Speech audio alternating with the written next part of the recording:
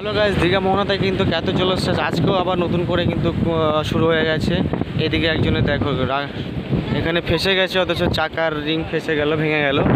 কি করে নিয়ে যাবে এটাকে, সেটাই একটা খারাপ অবস্থা তাদের। এই যে রিংয়ের চাকা ভেঙে গেছে নিতে গিয়ে, আর এদিকে ভয়ঙ্কর জলোচ্ছ্বাস কিন্তু পড়ছে।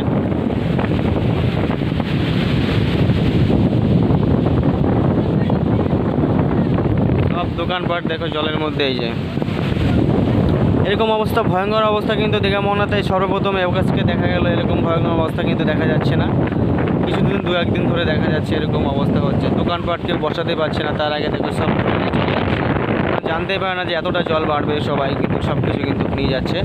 তো দেখতে থাকো, সঙ্গে থেকে আশা করি ভিডিওটা ভালো লাগবে। কন্টিনিউ সব কিছু আপনাদের মোহনাটা ঘুরিয়ে দেখাচ্ছি একটু।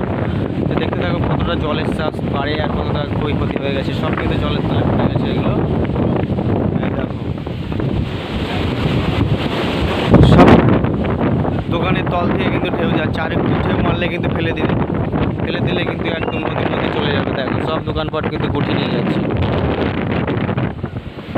আর এইদিকে দেখো একটা জলের মধ্যে পড়ে আছে, এর হয়তো মালিকই নেই, সে এটা কী হবে না হবে তার ঠিক নেই। আরও আছে অনেকে এরকম জল বাড়ছে দীঘা মোহনাতে।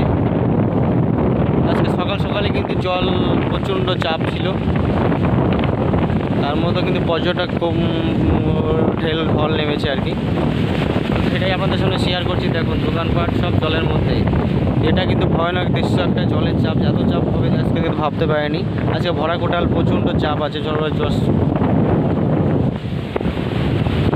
মানুষ সব কী করবে এখন সেটাই ভাবছে, কারণ তাদের দোকানপাট সব জলের মধ্যে চলে যাচ্ছে।